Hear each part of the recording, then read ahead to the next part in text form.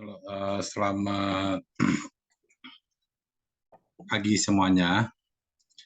Perkuliahan hari ini akan kita mulai pada pertemuan yang kelima, yaitu mata kuliah manajemen operasi.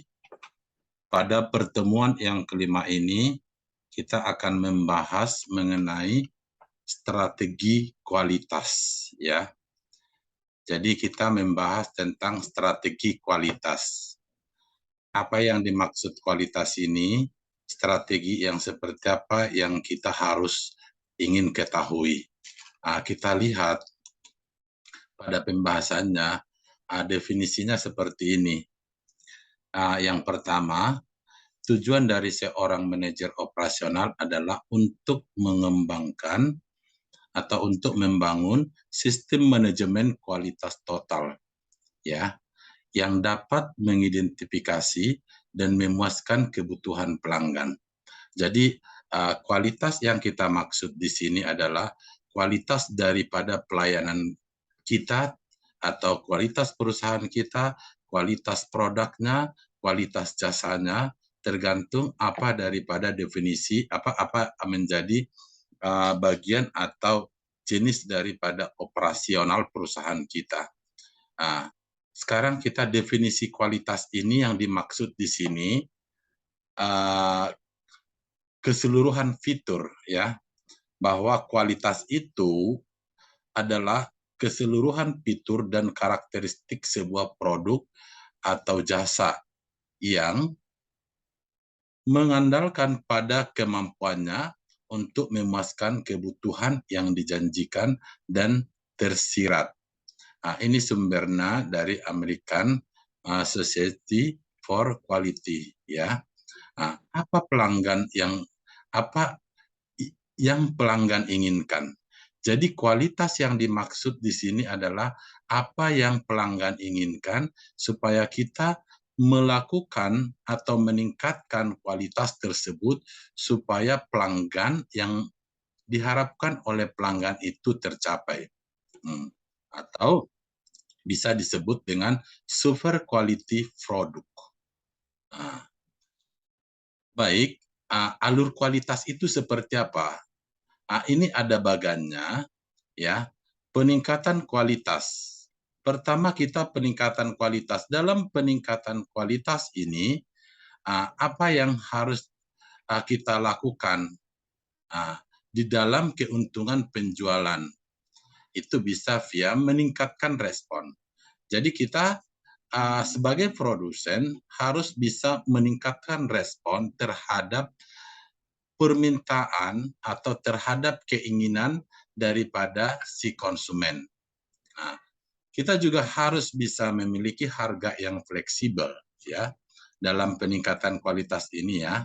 Untuk peningkatan kualitas untuk mendapatkan keuntungan penjual, meningkatkan respon, harga yang fleksibel, meningkatkan reputasi, ya. Menurunkan biaya, ya. Menurunkan biaya ini melalui apa kita menurunkan biaya itu? Kita harus bisa meningkatkan produktivitas,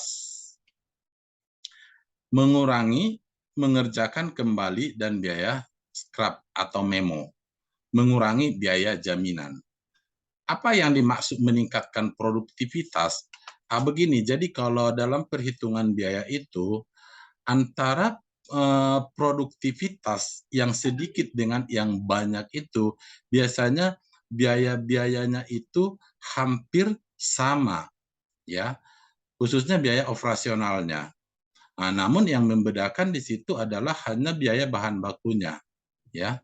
Tapi kalau tenaga, waktu, biaya listrik, gaji itu semuanya sebenarnya hampir sama kalau kita memproduksi, meningkatkan suatu produksi, ya, meningkatkan suatu produksi.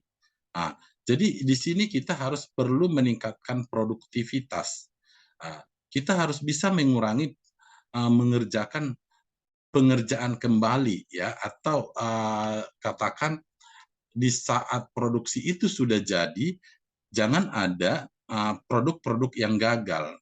atau produk itu gampang rusak, sehingga kita akan membenahi kembali, memperbaiki kembali produk itu, dan itu akan meningkatkan biaya, ya, mengurangi biaya jaminan. Biaya jaminan itu bisa disebut contohnya kayak seperti biaya untuk servis atau biaya untuk asuransi, ya. Nah, sehingga apabila sudah terjadi di dalam peningkatan kualitas ini, baru kita di sini akan mendapatkan peningkatan laba, ya. Inilah yang dimaksud dengan alur kualitas. Alur kualitas meningkatkan profitabilitas, ya, alur kualitas. Nah, untuk implikasi dari kualitas ini, yang pertama implikasinya dari kualitas itu ada namanya reputasi perusahaan. Apa yang dimaksud dengan reputasi perusahaan? Reputasi perusahaan itu sebuah organisasi dapat mengharapkan reputasinya sebagai kualitas atau good atau bad, ya, kualitas yang akan muncul pada produk baru perusahaan, praktik kerja, serta hubungan pemasok, ya, hubungan pemasok. Dan yang kedua ada implikasinya itu adalah kewajiban produk. Kewajiban produk ini yang dimaksud bahwa perusahaan wajib memiliki tanggung jawab atas kualitas produk yang dihasilkan guna menghindari aspek hukum atau Undang-Undang Perlindungan Konsumen tentang standar kekayaan produk. Dan yang ketiga, implikasi daripada kualitas produk itu adalah implikasi global namanya. Implikasi global ini adalah sebuah produk harus dapat memenuhi kualitas, rancangan, atau ekspektasi global agar dapat bersaing secara efektif di tingkat internasional. Jadi inilah yang menjadi implikasi daripada kualitas. Setelah kita mengetahui tadi implikasi tersebut, mari kita lihat standar kualitas internasional itu seperti apa, ya. Apa yang dimaksud dengan standar kualitas internasional itu? Bahwa perusahaan yang telah go internasional lazimnya sudah memahami bahwa produk yang dihasilkan hasil memenuhi standar kualitas internasional. Jadi memenuhi standar kualitas internasional. Bagaimana untuk mengetahui itu? Berarti kita harus lulus ISO-nya. Di sini. Oleh karena itu, dikenal standar kualitas tunggal, single quality standard, yang mulai diterapkan sejak 1987 oleh ISO. ISO ini adalah International Standard Organization, ya, yang beranggotakan 91 negara dengan mempublikasi series of quality standarnya. Jadi itulah kita harus lulus ISO, ya. ISO ini bermacam-macam. Nah, yang pertama adalah ISO 9000. ISO 9000 ini kita harus lulus ISO 9000 ini tentang apa ISO 9000 ini? ISO 9000 ini yang memfokuskan standar kualitas pada prosedur manajemen. Jadi yang dinilai di sini adalah kualitas daripada manajemen, sistem manajemen di perusahaan itu. Apakah sudah memenuhi standar perusahaan internasional? Itulah yang disebut dengan ISO. Jadi ini adalah suatu organisasi atau suatu konsultan yang dimana untuk mengetahui mengeluarkan sertifikat di dalam di dalam menstandarisasikan daripada perusahaan tersebut dari sistem manajemen, ya. Apakah cukup sistem ISO 9000? Nah, 9.000 ini itu tadi kan sistem manajemen dari perusahaan itu. Apakah sudah berjalan dengan sistem yang berlaku ya secara internasional. Tapi ada lagi kalau kita masuk dalam kualitas yang apalagi gitu. Kita ada lagi namanya ISO 9001 ya. ISO 9001 ini terdiri dari 2.000 komponen untuk melihat kualitas. Jadi untuk melihat kualitas daripada apa namanya perusahaan itu ada 2.000 komponen yang harus dinilai oleh badan atau lembaga ISO ya. Atau lembaga ISO. Jadi kita dilihat sistem bekerjanya bagaimana, apa namanya, manajerialnya bagaimana, prosedur perusahaannya seperti apa, perizinannya semuanya itu harus ada dan harus lengkap. Itulah di ISO ini. Sedangkan yang ketiga ada namanya lagi ISO yang lain, yaitu ISO 14.000. ISO 14.000 ini memasukkan unsur standar manajemen lingkungan yang berisi 5 elemen dasar, yaitu manajemen lingkungan. Jadi di situ akan dinilai lingkungan daripada manajemen itu seperti apa. Untuk auditingnya seperti apa, auditnya apakah perusahaan itu sudah lolos audit, apakah sudah diaudit oleh akuntan publik, itu harus ada.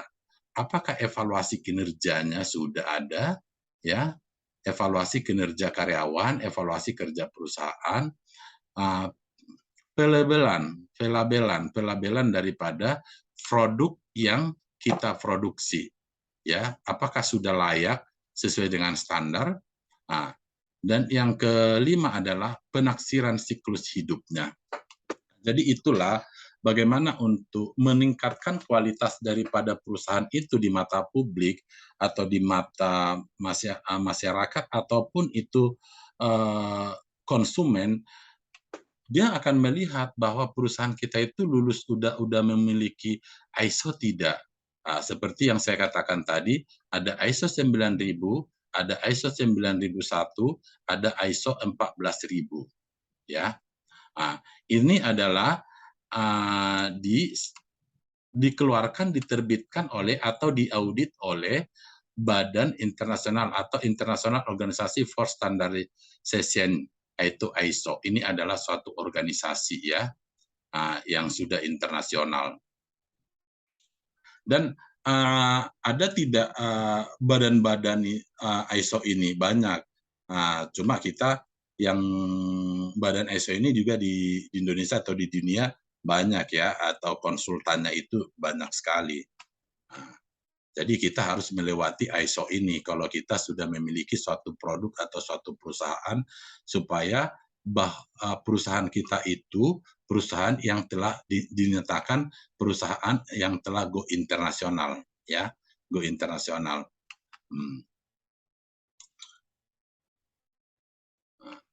Biaya kualitas. Kita masuk biaya kualitas.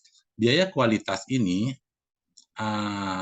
cost of quality, ya, atau cost of quality, biaya yang berkaitan dengan kualitas untuk melakukan hal yang salah. Ini adalah harga atas ketidaksesuaian. Ada 4 kategori utama dari biaya berkaitan dengan kualitas ini, yaitu yang pertama adalah biaya pencegahan, ya, prevention cost, biaya yang terkait dengan pengurangan potensi barang atau jasa cacat. Sedangkan yang kedua ada penilaian biaya penilaian atau appraisal cost.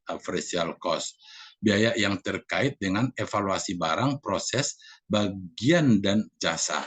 Jadi produk atau jasa itu harus diapresial nilainya, ya. Inilah yang disebut dengan appraisal cost atau biaya penilaian.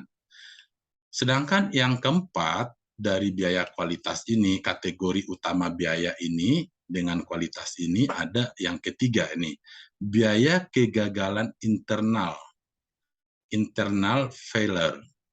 Ini biaya yang diakibatkan dari produksi barang atau jasa yang cacat sebelum dikirim ke pelanggan. Ya, kenapa ini akan kena? Karena biaya ini akan di saat kita mengirimkan produk atau jasa terhadap konsumen, ada kecacatan atau ketidaksesuaian daripada produk itu, tidak sesuai dengan standar, tidak sesuai dengan permintaan, atau ada kerusakan, kita akan mengirim kembali, ya. Kita akan melakukan pengiriman kembali atau penggantian produk atau penggantian jasa kepada konsumen, sehingga di situ akan timbul biaya yang lebih besar. Nah, ini perlu kita hindarin, jangan sampai terjadi.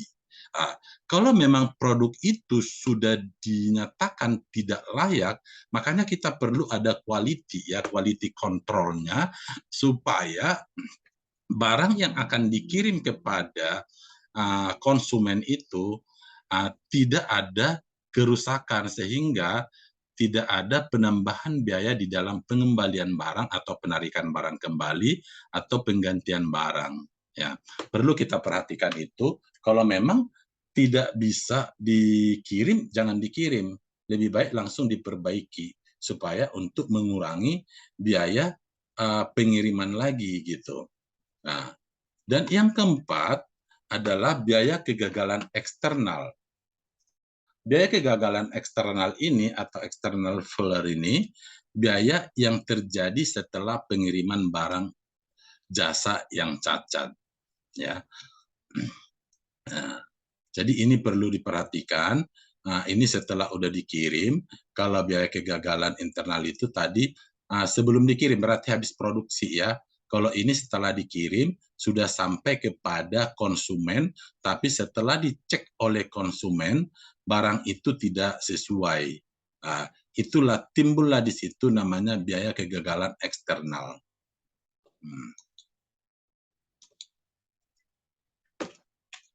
Dan yang selanjutnya ada namanya Total Quality Management, TQM. Manajemen quality total, ya, manajemen quality total ini adalah manajemen organisasi, ya, manajemen organisasi apa namanya? Ini manajemen organisasi keseluruhan yang menjadikannya unggul dalam semua aspek produk, barang dan jasa yang penting bagi konsumen. Total quality management ini penting. Kenapa penting?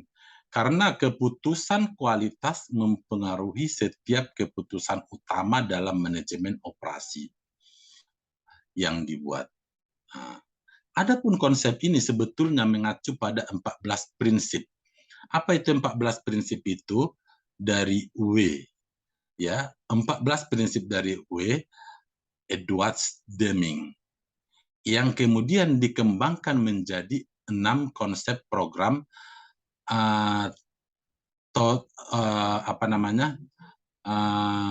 total quality management, ya, total quality management yang efektif. Apa itu yang 14 itu yang perlu kita ketahui? Mari kita lihat. Yang pertama itu, yang 14 dari W. Edward Deming itu, yang pertama membuat tujuan yang konsisten, ya. Tujuan yang konsisten, memimpin dalam mempromosikan perubahan, membangun kualitas pada produk, menghentikan ketergantungan pada infeksi untuk menangkap permasalahan. Sedangkan yang keempat, membangun hubungan jangka panjang berdasarkan kinerja, bukan pada harga, ya. Membangun hubungan jangka panjang. Nah, meningkatkan produk, meningkatkan kualitas dan jasa, serta terus-menerus, ya. Ini tetap harus kita jaga, ya. Membangun hubungan pada pelanggan itu hal yang penting kita pahami atau kita lakukan, kita jalankan, ya. Jangan sampai pelanggan Anda memiliki kekecewaan terhadap produk Anda, ya, atau terhadap sistem daripada pelayanan Anda terhadap konsumen. Ini harus dijaga dengan baik-baik, ya. Dan Anda juga yang kelima harus bisa selalu meningkatkan produk itu, meningkatkan kualitasnya dan jasa secara terus-menerus. Jangan karena kita sudah memiliki pelanggan tetap atau memiliki banyak pelanggan, sehingga kualitas dari produk itu kita kurangin untuk mengurangi biaya, itu tidak baik. Karena itu nanti akan berefek kembali bahwa si konsumen itu tidak akan mau kembali lagi ke perusahaan kita atau ke produk kita, kembali kepada produk kita, ya. Itu bisa saja terjadi walaupun memang ini sudah pelanggan tetap, sudah pelanggan lama, sehingga pelayanan kita berkurang, kualitas produk kita berkurang, kualitas jasa kita itu berkurang. Nah, dan 6 itu harus selalu memulai pelatihan. Yang ketujuh, menekankan kepemimpinan. Kedelapan, membuang rasa takut. Yang kesembilan, mendobrak batasan antar departemen. Ya, dalam satu instansi ini itu ada beberapa namanya departemen, ya. Ada departemen yang lebih basicnya itu ada departemen produksi, departemen keuangan, departemen sumber daya manusia, dan departemen pemasaran. Ini harus didobrak batasan antar departemen itu. Nah, menghentikan pidato panjang lebar pada pekerja, mendukung atau membantu memperbaiki, mendobrak penghalang untuk bangga atas kinerja masing-masing, ya, mendidik program pendidikan yang kuat dan perbaikan mandiri, menempatkan orang untuk bekerja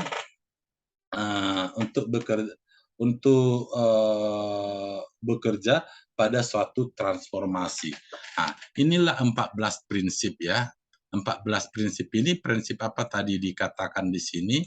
14 prinsip menurut W. Edwards Deming yang dikembangkan menjadi 4 konsep. Ini adalah prinsip total quality management, ya, 14. Ini dikembangkan menjadi 6 konsep program total quality management yang efektif. Kita lihat yang 6 itu apa gitu. Ini tadi yang 14-nya kita sudah bahas. Yang 6 itu apa? Ada 6 konsep TQM yang efektif. Nah, ya. Total quality management yang efektif. Ada 6 konsep yang mengimplementasikan total quality management yang efektif. Yang pertama itu perbaikan terus-menerus, ya. Jadi yang dari konsep dari yang 14 itu perbaikan terus-menerus. Jadi harus produk itu atau pelayanan itu atau sistem manajemen di perusahaan itu harus selalu update, ya. Dan perbaikan harus terus-menerus. Tidak sampai di situ saja. Tapi kita harus selalu tingkatkan kegunaannya apa gitu. Kegunaannya itu supaya pelanggan kita atau konsumen kita tidak akan hilang. Dan yang kedua, supaya konsumen itu bertambah sehingga hasil daripada perusahaan itu akan selalu lebih maksimal, ya. Yang kedua itu, konsep yang kedua itu memperdayaan karyawan. Karyawan itu perlu tidak diperdayakan? Diperdayakan. Perlu, karena buat apa sih gitu? Kita harus memahami bahwa karyawan itu atau SDM itu adalah inilah yang menjadi aset utama daripada perusahaan itu. Sehingga dia harus tetap selalu kita hargai. Yang kedua, ada pembinaan pada setiap karyawan itu supaya atau ada motivasi, ada pelatihan, ada pengembangan lah katakan, supaya kinerja daripada karyawan itu semakin hari semakin membaik atau semakin tahun akan semakin membaik. Nah, benchmarking, just in time, konsep Taguchi, yang keenamnya itu pemahaman alat-alat total quality manajemennya. Nah, ini penjelasannya ada di sini, akan saya jelaskan. Penjabaran yang pertama, perbaikan yang terus-menerus ini, perbaikan terus-menerus ini akan menggunakan model. Di antaranya VDCA, Plan, Do, Check, Action, yaitu model dalam melakukan perbaikan terus-menerus dengan merencanakan, melakukan, memeriksa, dan melakukan tindakan. Sedangkan penjabaran yang kedua dalam perbaikan yang terus-menerus ini ada istilah namanya Six Sigma atau Kaizen. Nah, yaitu menjelaskan proses dari suatu perbaikan yang tidak pernah berhenti dengan penetapan pada pencapaian tujuan yang lebih tinggi. Konsep ini banyak diharapkan di Amerika maupun di Jepang. Jadi Six Sigma dan Kaizen ini harus dipahami oleh setiap pekerja atau setiap divisi. Di divisi contohnya, di divisi manajemen, contohnya Kaizen ini akan meminimumkan pengeluaran-pengeluaran yang tidak penting. Tetapi biaya operasional tetap tercapai dengan maksimal. Nah, itu yang harus dilakukan. Misalkan apa? Tentang pengurangan-pengurangan biaya penggunaan bahan baku yang berlebihan, penggunaan ATK yang berlebihan, itu bisa diperbaiki ya. Jadi dikurangin biaya itu, tetapi tujuan daripada perusahaan itu tetap tercapai atau tetap meningkat dari yang sebelumnya sudah baik akan lebih membaik atau sebelumnya buruk akan lebih membaik.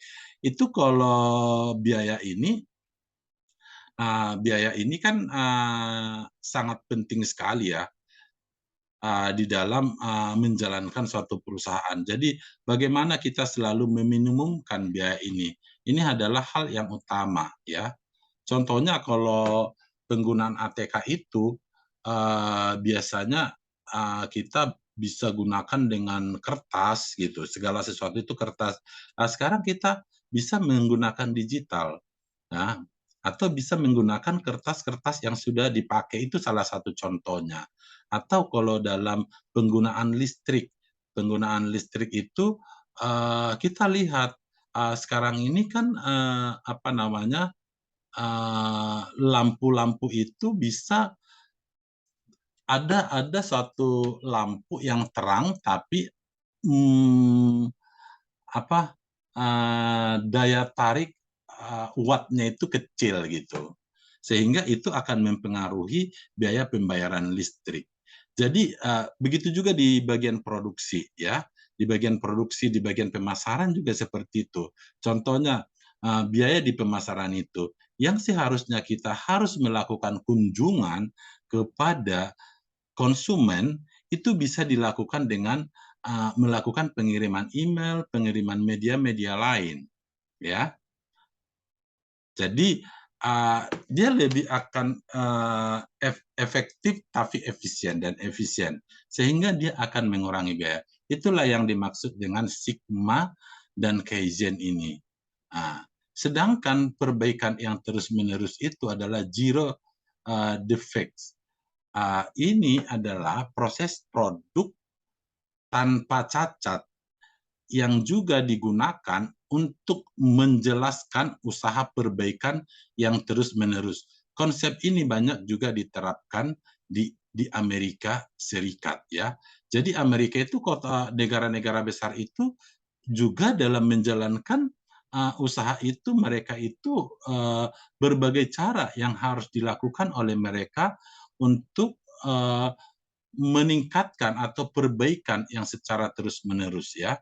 misalkan perbaikan kualitas, ya, kualitas produksinya atau menambah produksinya untuk pemasarannya, mencari yang lebih banyak untuk pelanggannya. Nah, inilah perbaikan yang terus-menerus yang harus dilakukan oleh badan usaha. Dan selanjutnya, ini adalah suatu gambar sigma. Sigma ya. Nah, ini fiducia cycle-nya. Ada action. Action ini adalah yang pertama sih kita harus mengambil suatu rencana dulu, plan. Plan sama itu sistem manajemen sebenarnya. Fungsi manajemen ada planning, ada organizing, ya, ada actuating, ada controlling. Cuma di sini yang pertama itu untuk cycle fiducia ini plan rencana. Plan itu adalah suatu rencana. Kita harus membuat rencana yang baik sesuai sebelum atau memulai bekerja.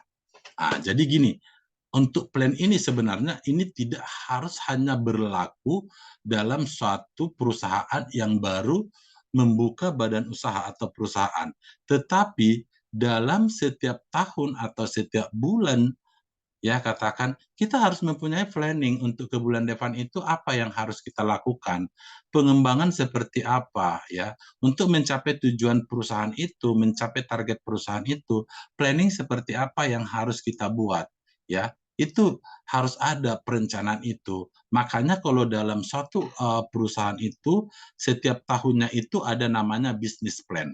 Tapi business plan ini di situ tergambar sebenarnya di bulan Januari itu apa yang harus kita capai, di bulan Februari apa yang harus kita capai, Maret apa kita capai, dan begitu juga sampai bulan Desember. Jadi kita harus mempunyai planning, ya. Kerja, laksanakan pekerjaan, tindakan sesuai dengan rencana yang telah disusun. Setelah kita melakukan penyusunan rencana itu, kita harus kerjakan. Jangan kita hanya membuat saja, tapi kita tidak mengerjakan, kita tidak menjalankan. Kita harus jalankan itu, supaya kita tahu nanti untuk kedepannya, di saat kita membuat planning A contohnya, kita jalankan A, apakah itu berhasil? Apabila tidak berhasil atau tidak maksimal, nanti kita ganti plan A itu menjadi plan B contohnya. Seperti ini, kita ganti dulu. Itu harus bisa dilakukan. Dan itu untuk usaha kecil, untuk usaha menengah, untuk usaha besar juga itu berlaku, ya. Dan yang selanjutnya, cek atau periksa hasil pekerjaan, apakah telah sesuai dengan rencana, ya. Setelah direncanakan tadi, terus setelah itu rencana itu kita kerjakan, kita cek udah sesuai tidak. Iya, udah sesuai tidak. Kalau sudah sesuai, berarti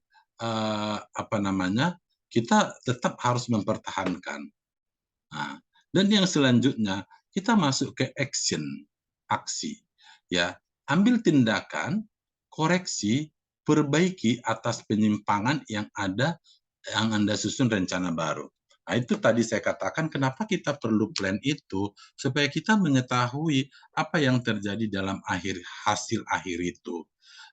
Sehingga plan yang kita buat tadi tidak berhasil, kita akan ganti lagi, kita perbaiki rencana yang baru lagi untuk ke tahun berikutnya. Jadi jangan disamakan, ya.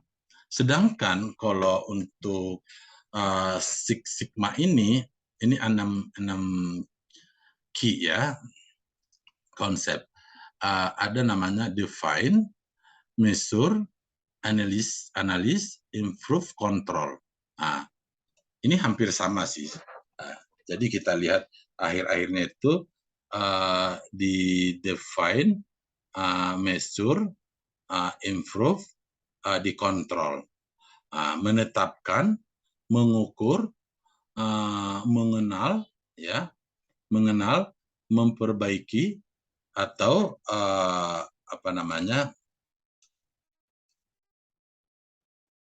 memperbaiki, dan mengendalikan, ya. Kita tetapkan, kita ukur, kita analisa, kita perbaiki, mengendalikan, baru kita kendalikan. Gitu. Untuk selanjutnya, penjabaran yang kedua, pemberdayaan karyawan. Apa dalam karyawan itu yang perlu diperdayaan? Pemberdayaan ini, pemberdayakan. Pemberdayaan karyawan ini memperluas pekerjaan karyawan sehingga tanggung jawab dan kewenangan tambahan dipindahkan sedapat mungkin pada tingkat terendah dalam organisasi. Teknik yang digunakan termasuk yang pertama, kita harus membangun jaringan komunikasi yang melibatkan karyawan. Yang kedua, membentuk penyelia yang terbuka dan mendukung. Sedangkan yang ketiga, memindahkan tanggung jawab dari manajer dan staf pada karyawan di bagian operasi. Sedangkan yang keempat, membangun organisasi yang memiliki moral yang tinggi. Sedangkan yang kelima, menciptakan struktur organisasi formal sebagai tim dan lingkaran kualitas. Nah, inilah pemberdayaan karyawan. Nah, sedangkan kalau kita masuk ke benchmarking-nya atau tolak ukurnya, ya, benchmarking. Benchmarking ini adalah suatu proses di mana suatu unit atau bagian organisasi mengukur dan membandingkan kinerjanya terhadap aktivitas atau kegiatan. Serupa unit bagian,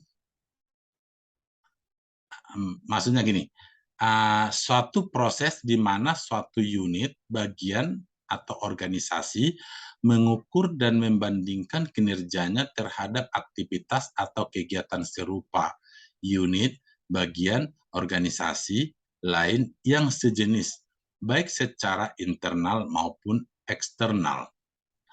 Benchmarking ini pemilihan standar kinerja yang mewakili kinerja terbaik sebuah proses atau aktivitas. Ya. Nah, dari hasil benchmarking ini, suatu organisasi dapat memperoleh gambaran. Jadi dari sini kita harus dapat memperoleh gambaran dalam atau insight mengenai kondisi kinerja organisasi, sehingga dapat mengadopsi best practice untuk meraih sasaran yang diinginkan.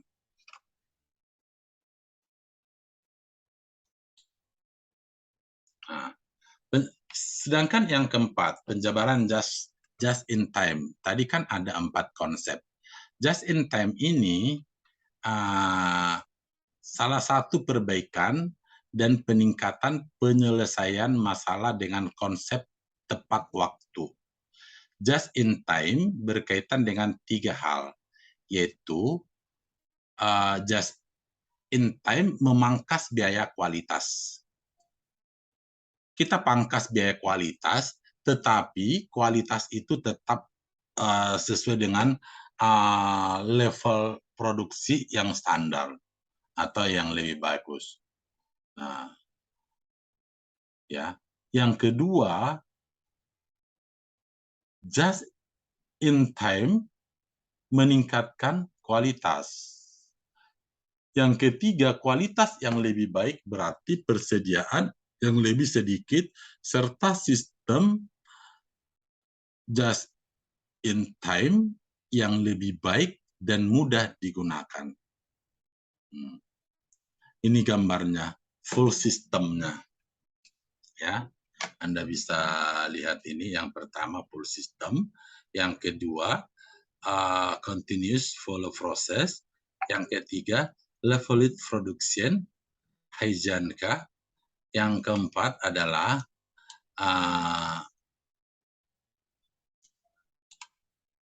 bentar ya.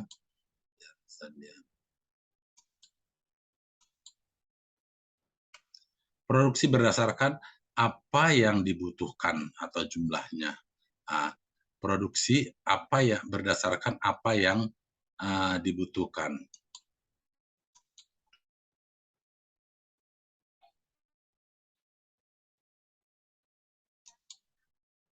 Kita lanjut yang konsep yang kelima, yaitu konsep Taguchi.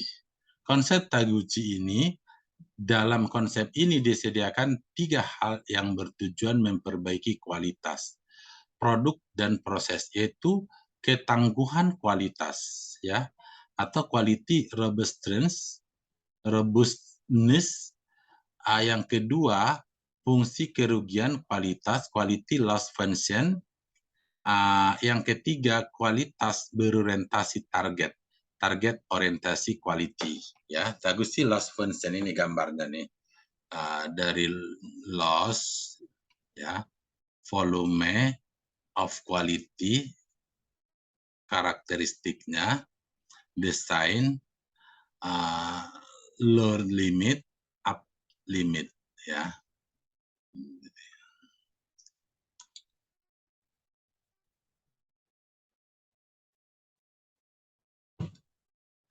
Nah, sekarang yang keenam, yang terakhir adalah pemahaman alat-alat total quality management. Yang paling umum ada 7 macam, yaitu lembar pengecekan, ada check sheet-nya, ada diagram sebar, ya, atau disebut dengan scatter diagram. Yang ketiga, diagram sebab akibat, cause and effect diagram, atau diagram Ishikawa, atau diagram tulang ikan, fishbone diagram. Nanti ada penjelasannya. Yang keempat adalah diagram Pareto charts. Yang kelima, diagram alir, flow chart. Yang keenam, histogram. Yang kedelapan adalah, ketujuh adalah statistical process control. Ini ada 7 tools-nya, ya, tools alat atau tools TQM itu, ya, total quality management. Lembar pengecekan ini, contohnya gini, atau artinya, check sheet biasanya berbentuk formulir kertas dengan item-item yang diperlukan sudah dicantumkan dan disusun sedemikian rupa. Ini digunakan untuk mengumpulkan data hasil pemeriksaan atau pengecekan. Karena itu ada pula yang menyebutnya dengan lembar pengumpulan data. Contohnya seperti ini. Nah, jadi kita lihat area Word 3B. Tipenya, ini periodenya tanggal Juni. Tipe daripada tipe barangnya, equipment broken, patient not ready, not enough staff, patient having another exam, dan lain-lain. Till ini itu 3, subtotalnya itu 5. Jadi ini dicek benar tidak keberadaannya itu pada periode ini. Jadi harus ada itu. Itu harus ada. Sedangkan yang kedua, diagram sebar, scatter diagram. Scatter diagram ini diagram pancar, dipakai untuk melihat hubungan atau korelasi 2 variabel yang berkaitan. Diagram ini digunakan untuk melihat seberapa besar hubungan antara 2 variabel yang ditunjuk pada sumbu X dan Y, ya, yaitu defix dan temperaturnya, ya. Seberapa hubungannya, ya. Nah, itu Anda bisa lihat dalam gambar ini. Kita lihat diagram sebab akibat, cause and effect diagram. Ini biasa juga disebut diagram tulang ikan dan juga diagram Ishikawa. Ini merupakan diagram yang menggambarkan hubungan antara karakteristik mutu dengan faktor penyebabnya. Ini dikembangkan pertama kali oleh Profesor Kaoru Ishikawa dari Universitas Tokyo pada tahun 1950. Jadi alatnya ini seperti ini. Dalam produk cacat itu, yang menyebabkan produk cacat itu apa? Misalkan di lingkungan kerjanya itu pengap, panas, ya, metode kerjanya tidak baku, materialnya itu berlubang atau kasar, mesinnya seperti apa, ada mesinnya itu udah aus atau sering mati gitu, sehingga itu akan menyebabkan oleh produk cacat, ya. Kalau diagram Pareto atau Pareto Cards, ini suatu cara untuk melihat permasalahan yang paling tinggi prioritasnya. Nah, divisualisasikan dalam sebuah diagram yang disusun mulai dari data terbesar atau data terbanyak. Nah, fungsinya untuk apa? Untuk menunjukkan dengan jelas dan mudah jenis data yang tersebar serta perbandingan masing-masing jenis terhadap keseluruhan. Nah, lihat ini ada motor overload atau gearbox problem, ada nih bearing malfunction-nya, ada sensor fault, ada motor drive wound, ada kontaktor valve, ada wong operation, ada conveyor. Kita lihat diagramnya ini, yang gambar yang biru ini adalah frekuensinya, sedangkan yang gambar merah ini adalah persentase atau kumulatifnya. Jadi kita lihat pada berapa persen kumulatif motor overload-nya, ya.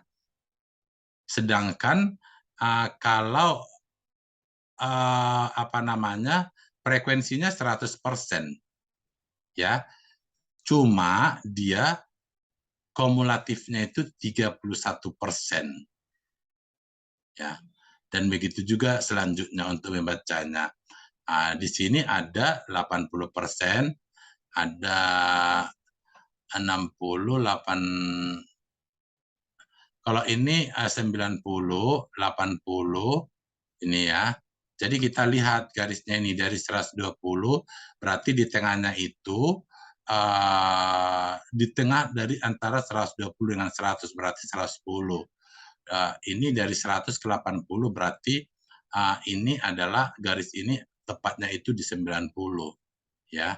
Tapi kalau contohnya gearbox problem-nya ini adalah ini lebih dari 80, lebih dari 90, berarti ini bisa 95 atau 90 berapa, tapi di atas daripada 80.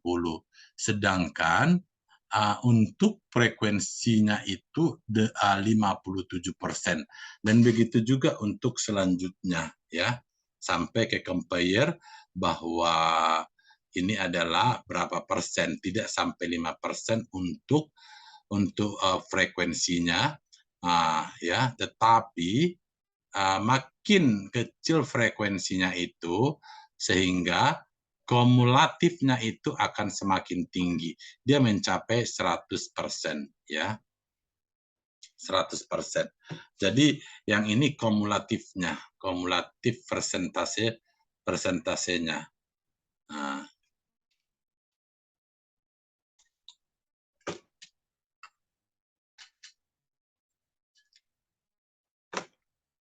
Masuk kita pada penjabaran alat-alat total quality management, yaitu pada yang kelima, diagram alir. Diagram alir ini atau flow charts, ini suatu cara untuk melihat permasalahan yang paling tinggi prioritasnya. Divisualisasikan dalam sebuah diagram yang disusun mulai dari data terbesar atau terbanyak. Fungsinya untuk apa? Fungsinya adalah untuk menunjukkan dengan jelas dan mudah jenis data yang terbesar serta perbandingan masing-masing jenis terhadap keseluruhan. Ya, ini gambarnya. Nah, lampu tidak berfungsi, ya, yang tertinggi lampu terpasang. Nah, ini lampu tidak berfungsi, ada tidak, lampu tidak berpasang. Apabila tidak terpasang, dipasang lampunya. Tapi apabila ia sudah dipasang, contohnya nih, kalau lampu belum terpasang, ya, tidak terpasang, berarti lampu apabila tidak, lampu harus terpasang, ya. Apabila tidak, pasang dia. Tujuannya kan harus lampu terpasang. Apabila iya, bola lampu terbakar. Apabila tidak, apabila ya bola lampu, ganti bola lampunya. Kira-kira seperti itu. Jadi untuk diagram alirnya, permasalahannya. Ini contoh permasalahannya. Nah, apabila ganti bola lampu, apabila tidak diganti atau bola lampu terbakar, ini tidak, ya, ini tidak, ini harus perbaiki. Jadi kira-kira seperti itu untuk menyelesaikan permasalahan dalam suatu organisasi itu, ya, perbaiki lampu apa. Ini adalah salah satu contoh saja, ya. Yang ke-6 adalah histogram. Nah, ini histogram ini salah satu jenis grafik balok khusus yang menggambarkan penyebaran data sebagai hasil satu macam pengukuran dari suatu kejadian atau suatu proses. Apakah data tersebut keluar dari batas pengendalian atau tidak? Dalam keadaan normal, tinggi balok-balok tersebut menampilkan bentuk lonceng, ya.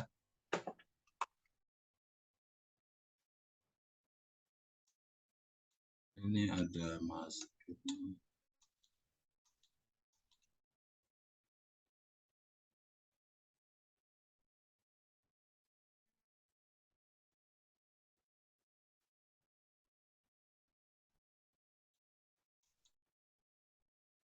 Ini sorry nih, ini ada kesalahan diagramnya, ada masuk, ya. Yang gambarnya itu sebenarnya cuma ini aja. Yang ini tolong diperhatikan, online single subsession ini salah, ya, ada masuk, ini enggak ada ini. Nah, ini Anda fokus aja pada frekuensi dan distribusi, ya, refer time. Nah, ini gambarnya. Nah, jadi jangan, ini ada, nanti akan saya hapus dulu ini, ya. Ini ada kesalahan, ada tambahan tulisan di sini, ya. Nanti bisa saya perbaikin dulu.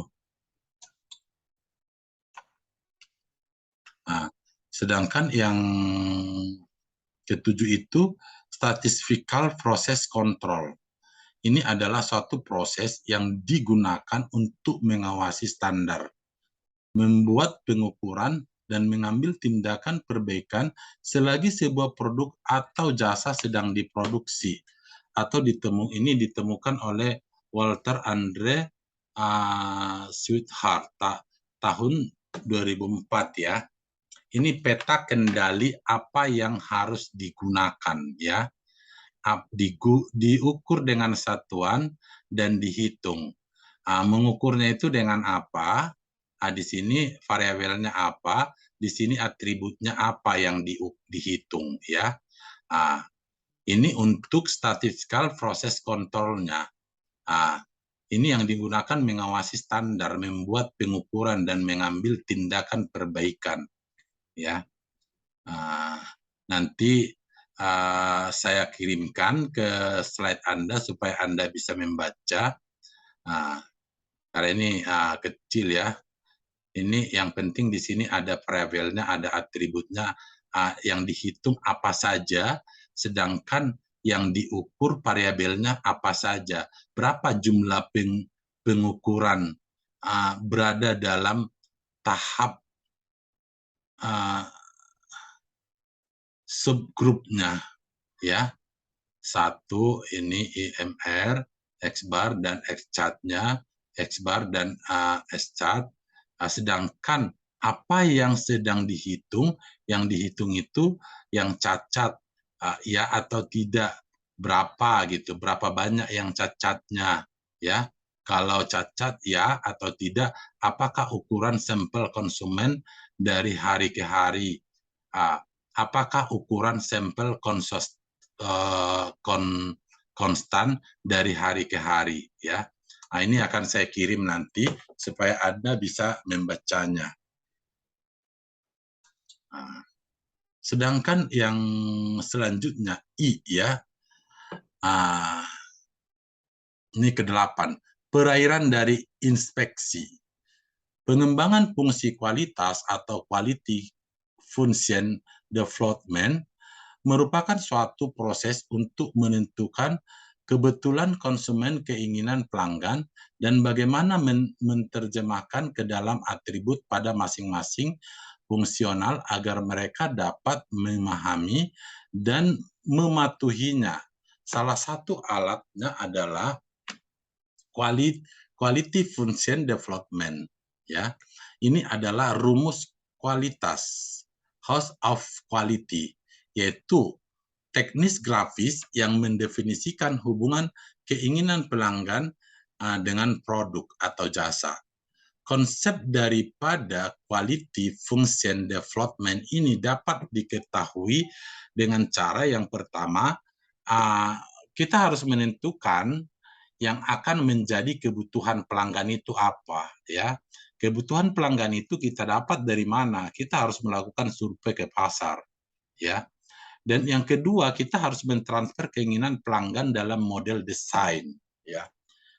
Desainnya itu yang menarik itu seperti apa? Desain yang aman itu seperti apa? Jadi itu harus kita lakukan, ya, untuk peranan dari infeksi yang total quality management ini dalam jasanya, ini contoh organisasi bidang hukum, apa yang diinspeksi, dituliskan yang diinspeksi apa, ya, standarnya seperti apa.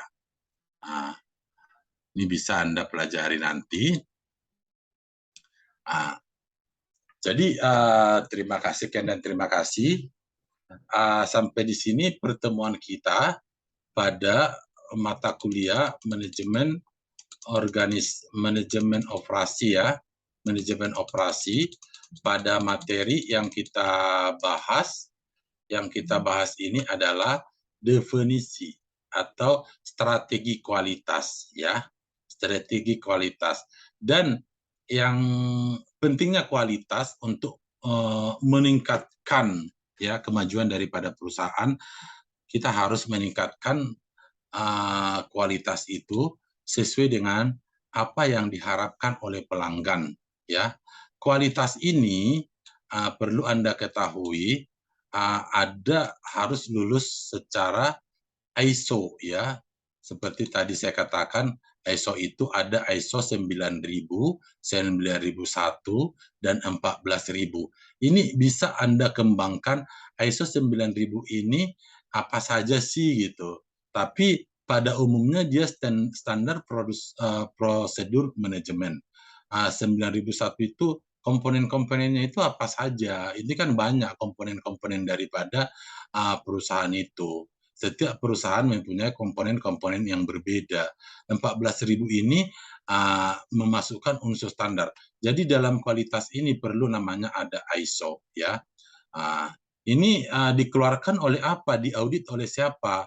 Ini diaudit oleh International Organization for Standardization atau ISO, ya. ISO itu adalah International Standard Organization, ya. Jadi itu intinya yang perlu Anda pelajari. Mohon Anda perdalam kembali, ya, sesuai dengan petunjuk-penunjuk materi atau buku, atau boleh menggunakan melalui media-media supaya Anda lebih mendalaminya, karena kita di sini saya menyampaikan hanya secara online, dan slide ini akan saya kirim lewat WA, dan kepada seluruh mahasiswa yang mengikuti perkuliahan ini, supaya